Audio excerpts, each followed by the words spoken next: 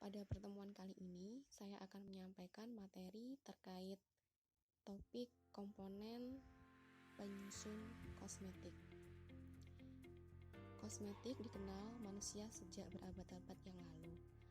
Pada abad ke-19, pemakaian kosmetik mulai mendapat perhatian, yaitu selain untuk kecantikan, juga untuk kesehatan. Perkembangan ilmu kosmetik serta industrinya baru dimulai secara besar-besaran pada abad ke-20. Kosmetik menjadi salah satu bagian dunia usaha. Bahkan sekarang teknologi kosmetik begitu maju dan merupakan paduan antara kosmetik dan obat, atau biasa disebut dengan kosmetik medik atau cosmeceutical. Apa itu kosmetik? Kosmetik menurut peraturan Kepala BPOM RI merupakan suatu bahan atau sediaan yang dimaksudkan untuk digunakan pada seluruh bagian luar tubuh manusia, meliputi epidermis, rambut, kuku, bibir, dan organ genital bagian luar, atau gigi dan membran mukosa di sekitar mulut, terutama untuk membersihkan, mewangikan, mengubah penampilan, dan atau memperbaiki bau badan, dan atau melindungi atau memelihara tubuh pada kondisi baik. Produk kosmetik tidak hanya diperlukan oleh kaum wanita, tetapi juga oleh kaum pria. Produk kosmetik dapat digunakan setiap hari maupun secara insidental atau berkala dan dipakai di seluruh tubuh dari ujung rambut sampai ujung kaki. Jenis kosmetik sangat beragam. Kosmetik yang diaplikasikan di epidermis atau kulit contohnya lotion. Kosmetik yang diaplikasikan di rambut contohnya sampo. Kosmetik yang diaplikasikan di kuku contohnya cat kuku. Kosmetik yang diaplikasikan di bibir contohnya lipstik. Dan kosmetika yang diaplikasikan ke organ genital contohnya sabun pencuci organ intim wanita. Jenis kosmetik yang paling banyak digunakan yaitu produk kosmetik untuk epidermis atau kulit. Jenis kosmetik untuk kulit sendiri masih dikategorikan lagi menjadi 3, yaitu skincare kosmetik, makeup kosmetik, dan body kosmetik. Contoh produk skincare atau perawatan kulit seperti kosmetik untuk pembersih. Dalam hal ini contohnya ada krim dan busa pembersih muka. Kemudian ada kosmetik conditioner yang terdiri dari lotion dan krim pijat, kosmetik pelindung yang terdiri dari krim dan lotion pelembab.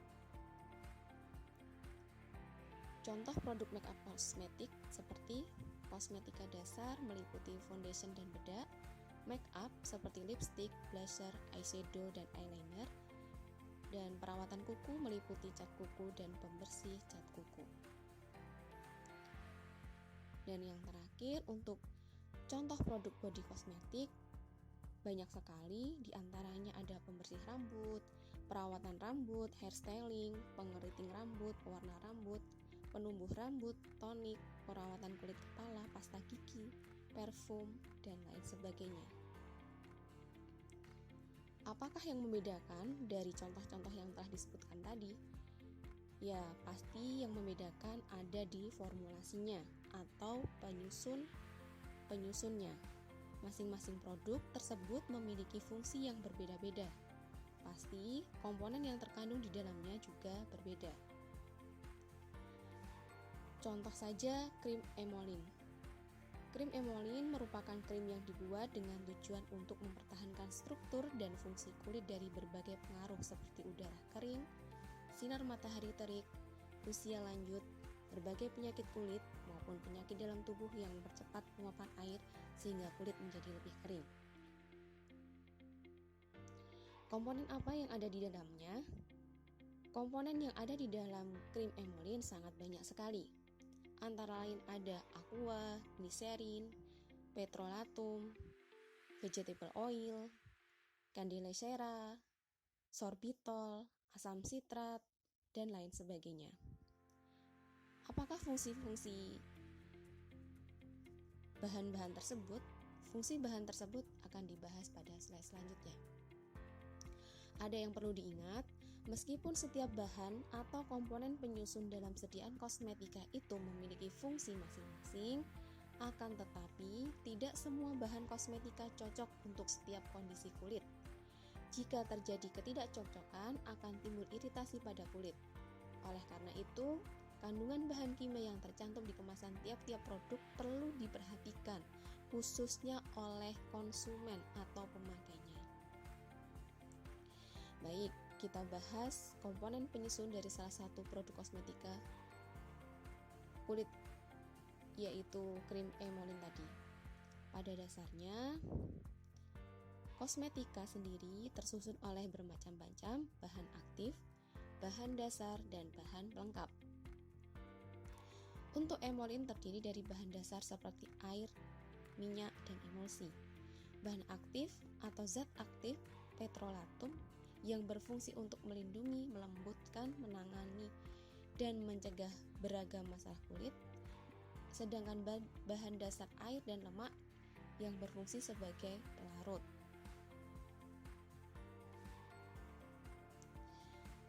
Pengemulsi yang terdapat di krim emolin adalah capryc, triglycerid, dan sorbitol. Umumnya, pengemulsi berupa surfaktan anion, kation, atau nonion.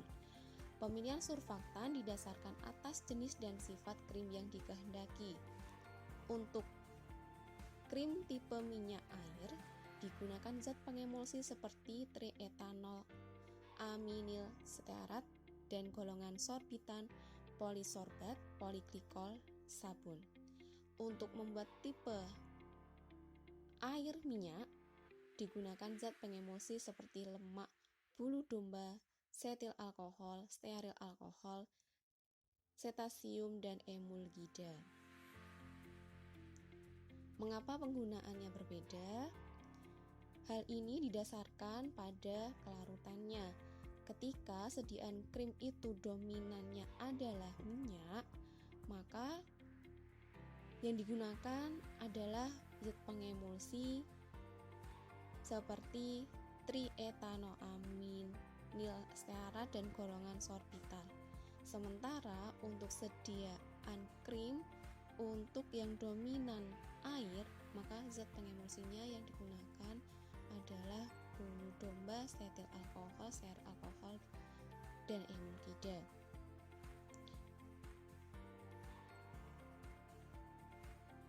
Penambahan rasio emulsi yang ditambahkan di dalam sediaan kosmetik nantinya akan berfungsi dalam rangka perbaikan konsistensi sediaan kosmetik. Konsistensi sediaan kosmetik dapat diatur tujuannya untuk mendapatkan bioavailabilitas yang maksimal. Selain itu juga dimaksudkan agar mendapatkan formula yang estetis dan acceptable sehingga nantinya akan nyaman digunakan oleh konsumen. Konsistensi yang disukai umumnya adalah sediaan yang dioleskan, tidak meninggalkan bekas, tidak terlalu melekat dan berlemak. Di samping itu, sediaan yang mempermudah konsumen ketika mengeluarkan dari kemasan. Kemudian, bagaimana dengan bahan-bahan lain yang ada di dalam krim emolin yang telah disebutkan? Bahan-bahan tersebut disebut sebagai bahan pelengkap atau tambahan yang memiliki fungsi masing-masing. Untuk mengetahui lebih lanjut terkait dengan fungsi bahan pelengkap, saya sampaikan terlebih dahulu bahwa bahan tambahan di dalam produk sediaan kosmetik itu beraneka ragam. Ada yang berfungsi sebagai pengawet, ada yang berfungsi sebagai dapar, ada yang berfungsi sebagai pelembab, pengompleks, antioksidan, dan peningkat penetrasi. Baik, sekarang kita bahas satu persatu. Bahan tambahan zat pengawet. Pengawet adalah zat yang ditambahkan untuk meningkatkan stabilitas sediaan dengan mencegah terjadinya kontaminasi mikroorganisme. Zat pengawet yang digunakan umumnya berupa metilparaben 0,12% sampai dengan 0,18%. atau propil paraben 0,02% sampai dengan 0,05%. Penggunaan zat pengawet di dalam sediaan kosmetik diatur oleh BPOM. Jadi ini merupakan salah satu komponen yang nantinya penting dilakukan untuk dilakukan uji.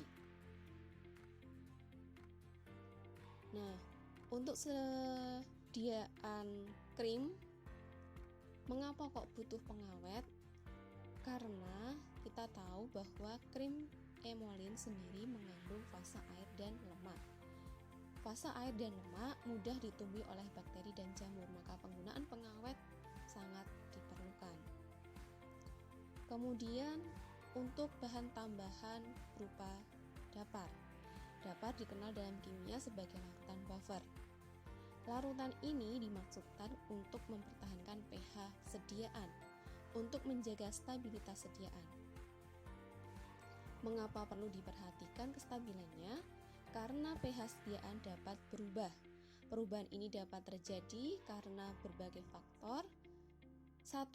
Karena perubahan kimia zat aktif atau zat tambahan dalam sediaan pada penyimpanan, karena mungkin pengaruh pembawa, ataupun 2 karena faktor lingkungan. Nah, terkait dengan pH berapa yang akan digunakan, pH dipilih berdasarkan stabilitas bahan aktif. Saya ulangi, pH dipilih berdasarkan stabilitas bahan aktif. pH yang sesuai akan mengoptimalkan kinerja dari bahan aktif. Namun perlu diingat, pemilihan pendapar atau larutan buffer harus diperhitungkan ketercampurannya dengan bahan lainnya yang terdapat dalam sediaan, terutama sekali pH yang efektif untuk pengawet. Baik, selanjutnya bahan tambahan untuk pelembab. Pelembab atau humektan ditambahkan dalam sediaan topikal dimaksudkan untuk meningkatkan hidrasi kulit. Hidrasi pada kulit menyebabkan jaringan menjadi lunak, mengembang dan tidak berkeriput sehingga penetrasi zat akan lebih efektif. Contoh zat tambahan yang berfungsi sebagai humektan antara lain gliserol, propyletilen glikol, butilen glikol, sorbitol, sodium laktat, sodium pirolin donkarboksilat, dan sodium hyaluronat.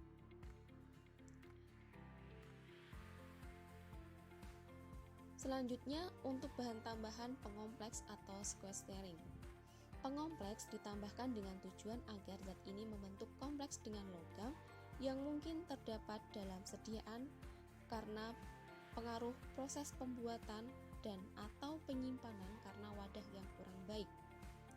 Contoh pengompleks yang sering digunakan antara lain sitrat, EDTA, fosforik acid, succinic acid, glukonic acid, sodium polifosfat, dan sodium metafosfat.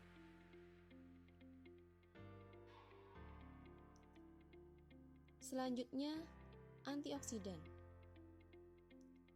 Antioksidan dapat mencegah terjadinya ketengikan akibat oksidasi oleh cahaya pada minyak tidak jenuh yang sifatnya autooksidasi. Antioksidan ini penting digunakan, terutama pada sediaan krim.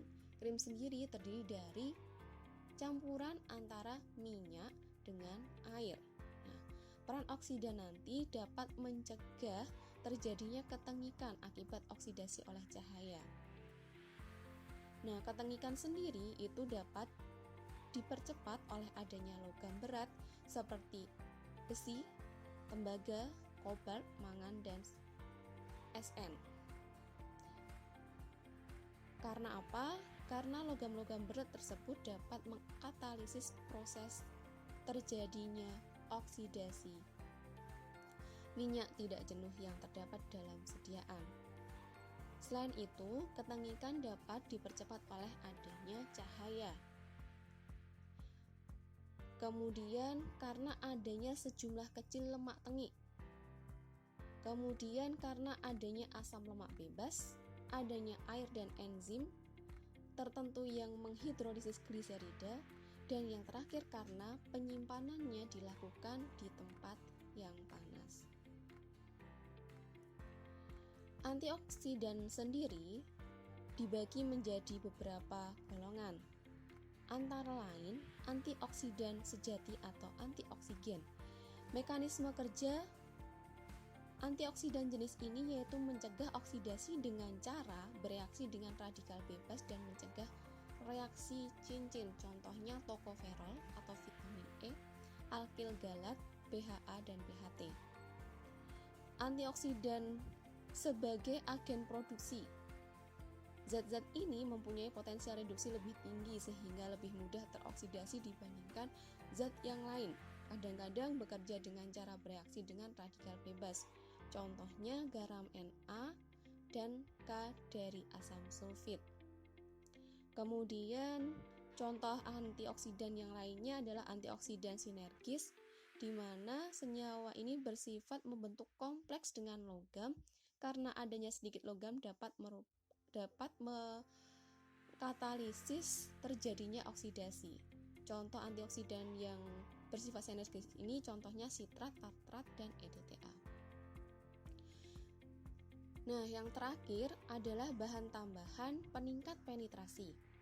Zat tambahan ini dimaksudkan untuk meningkatkan jumlah zat yang terpenetrasi agar dapat digunakan untuk tujuan pengobatan sistemik lewat dermal atau kulit. Pada umumnya, senyawa peningkat penetrasi akan meningkatkan permeabilitas kulit dengan mengurangi tahanan difusi stratum corneum dengan cara merusaknya secara reversibel. Jadi akan mempermudah masuknya zat aktif yang digunakan ketika dioleskan dalam kulit.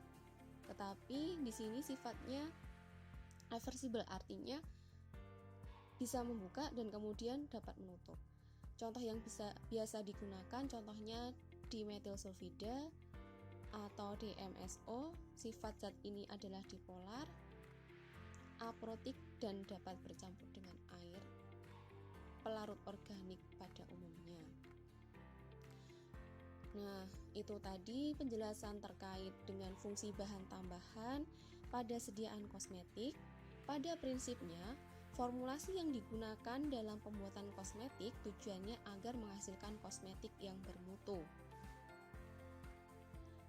Ada persyaratan mutu atau kualitas dasar yang harus dipenuhi pada sediaan kosmetik. Ada 4 persyaratan di sini. Yang pertama adalah safety. Kedua, stability. Ketiga, efficacy. Dan yang terakhir adalah usability. Apa maksudnya?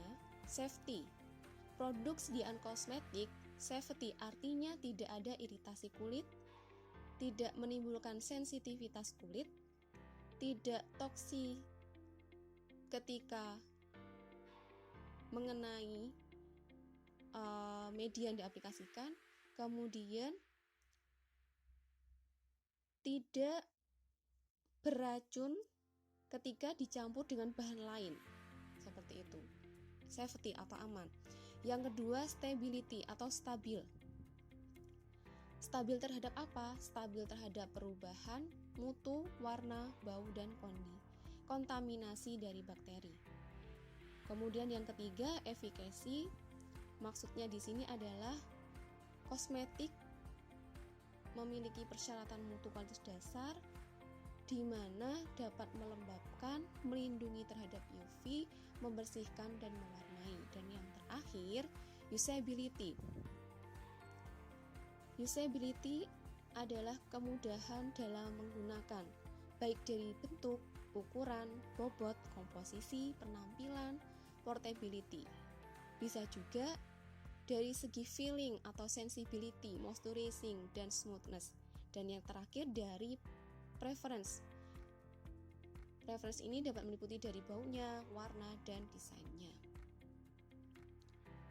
Nah, berikut tadi 4 mutu dasar yang harus dipenuhi pada sediaan kosmetik. Penjaminan mutu produk ini penting untuk mencapai kepercayaan dan kepuasan konsumen. Mutu mencapai long term usage, artinya mutu tercapai selama penggunaan dalam jangka panjang. Karena tidak dipungkiri ada beberapa kosmetika yang memiliki efek negatif jangka panjang. Nanti kita akan bahas pada pertemuan selanjutnya.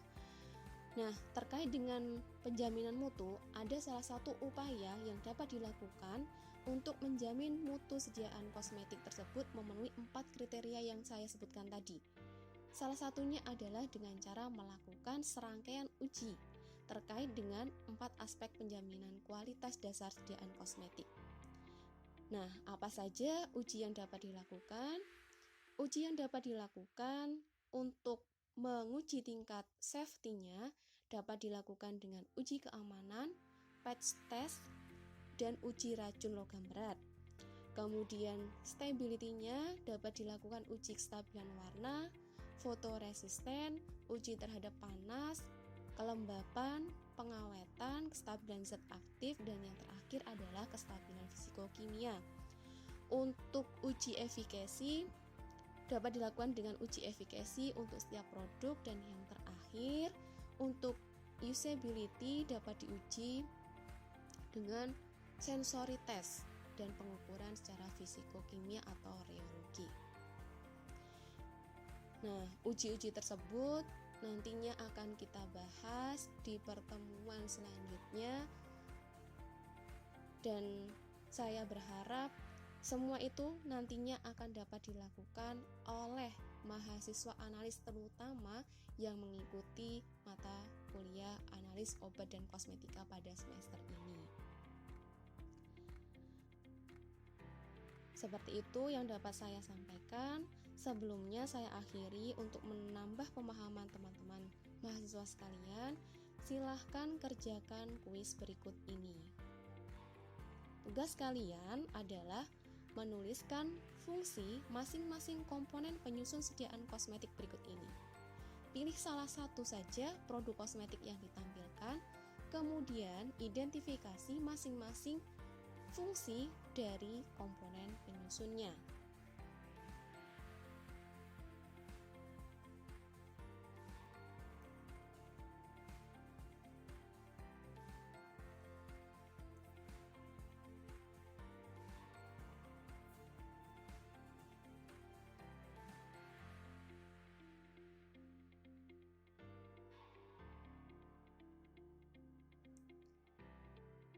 Demikian yang dapat saya sampaikan. Semoga bermanfaat, dapat menambah wawasan dan ilmu kita dalam mempelajari memahami komponen penyusun obat dan kosmetika.